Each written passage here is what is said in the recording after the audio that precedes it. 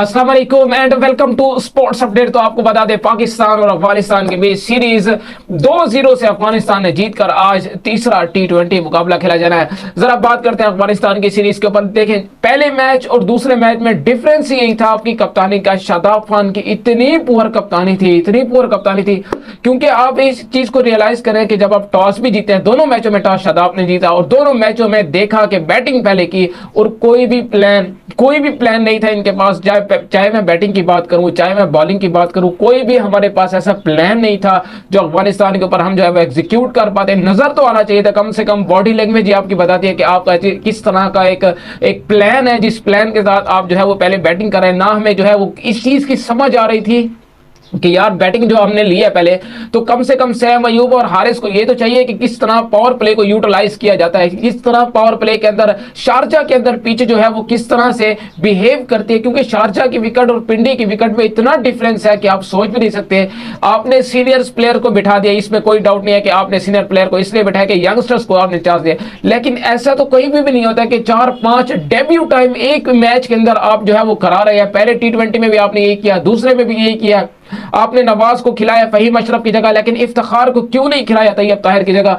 ये ठीक है कि तैयब ताहिर के साथ ज्यादती हो जाती है, मगर 1 से 2 मैच आप दे सकते हैं। ये नहीं होता कि आप सीरीज बचाने के लिए या सीरीज को लॉस्ट करने के लिए अपने यंगस्टर्स को जो है वो इस तरह से ले गया। वो बाबर आजम ने यहां पर एक बात की थी, उन्होंने कहा था कि सैम अयूब नो डाउट एक बेहतरीन टैलेंट है, मगर सैम अयूब को ग्रूमिंग चाहिए। एक जिस तरह से वो डोमेस्टिक खेलेगा, हमने बहुत ही जल्दी चांस दे दिया। और एक शादाब खान की कप्तानी पे सवाल, इतने बड़े बड़े सवाल हैं कि आप सोच भी नहीं सकते।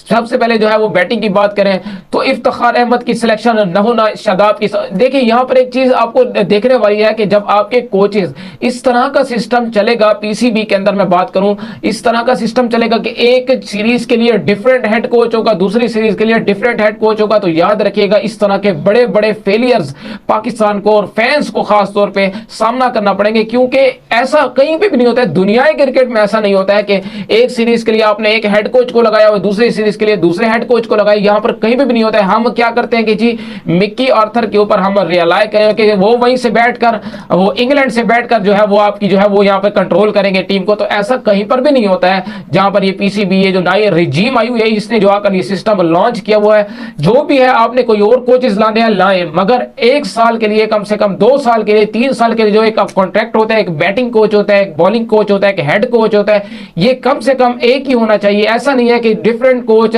डिफरेंट जो है वो आपकी सीरीज के साथ लगते आ रहे हैं। इसके फेलियर्स का आपको सामना करना पड़ेगा। कि न्यूजीलैंड ने भी फाइनली अपना स्क्वाड जो है वो अनाउंस कर दिया पाकिस्तान के लिए। उन्होंने भी सारी यंग टीम भेजी है, मगर उनको देखेंगे कि आप उनके साथ किस तरह खेलते हैं। बहरहाल आज जिस तरह का मैच था, it was a thriller match, मतलब एक समझ से बालातर मैच था। इतना जबरदस्त हमने इस मैच को कंट्रोल कर लिया था। बैटिंग की बात करें तो 130 बिल्कुल ठीक स्कोर था। मेरे ख्याल से इमाद वसीम ने बड़ी जबरदस्त बैटिंग की, कोई डाउट नहीं है इमाद वसीम की बैटिंग पे।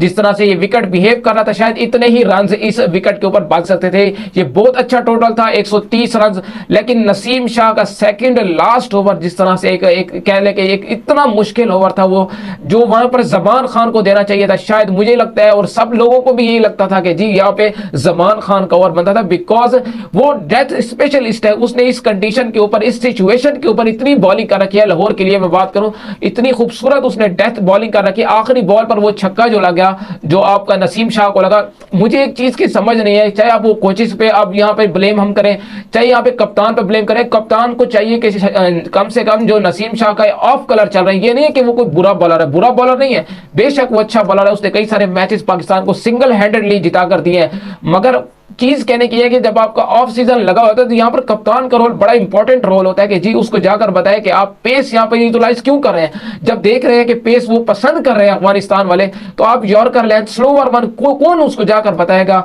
कोचेस आपके आराम से बैठे हुए हैं, समझ नहीं आ रही कि यहाँ पर इतनी अफगानिस्तान वाली सीरीज जी, जो हमने कोई भी ये नहीं कहेगा कि जी पाकिस्तान एक यंग टीम लेकर गया था, वो यही कहेंगे कि ये रिकॉर्ड ब्रेकिंग सीरीज थी जो हमने लॉस्ट कर दी अफगानिस्तान के खिलाफ। क्योंकि ये सीरीज इतनी इंपॉर्टेंट सीरीज थी, क्योंकि आप देखो कोई भी ये नहीं कहेगा कि जी पाकिस्तान ने यंग टीम खिलाई थी। हर लोग ये कहेंगे कि जी Afghanistan beat Pakistan in T20 series in Sharjah. लोग रिकॉर्ड की बात करते हैं। बहरहाल बातें तो बहुत सारी करने के लिए हैं, मगर तीसरा मैच के लिए उम्मीद जरूर है कि शादाब खान कुछ बेहतर कप्तानी हमें करते हुए नजर आएंगे।